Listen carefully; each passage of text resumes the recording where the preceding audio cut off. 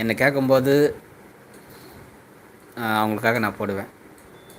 அதுதான் என்னுடைய சந்தோஷம். தம்பி எல்லோருக்கும் என்ன நினைக்கிறார்கள்? யூடியூபில் சேனல் ஆரம்பித்தால் கோடி கோடியாக சம்பாதிக்க வேண்டும் ஆசையோடு வருகிறார்கள். ஆனால் அது மோசமாகிவிட்டது. அது என்னமோ ஒரு வகையில் உண்மைதான் சிவாயா. ஆனால் நான் ஒரு உண்மையை சொல்லட்டா? அது நான் பார்த்த விஷயந்தான். ஒருத்தருக்கு 250K 300K ஏன் 1 மில்லியனு அப்படி கூட வீடியோலாம் போகும்.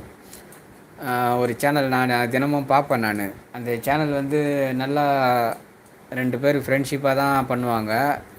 ஃப்ரெண்டுங்களாம் சேர்ந்து தான் பண்ணுவாங்க.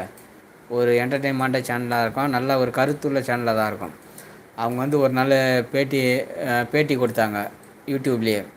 நீங்கள் எவ்வளோ சம்பாதிக்கிறீங்க அப்படின்ட்டு ஒருத்தர் கேட்டாங்களாம். அதுக்கு அவங்க என்ன தெரியுமா பதில் சொன்னாங்க?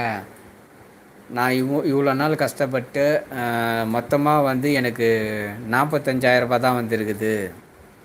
கிட்டத்தட்ட அவங்களுக்கே 250K ஷார்ட்ஸில் வீடியோலாம். அப்புறம் 1K 2K வரவங்களுக்குலாம் என்ன சம்பாதனை வரும் யோசிச்சு பாருங்கள் நீங்களே. மொத்தமாக எனக்கு 45 தான் வருமானம் வந்திருக்குது. ஃபஸ்ட்டு வந்த வருமானம் 15, அடுத்தது ஒரு 35 வந்தது. அதுக்கப்புறம் என்ன விஷயம்னு எனக்கு தெரியல அப்படின்னு சொல்லியிருக்காங்க. நீங்கள் கேட்ட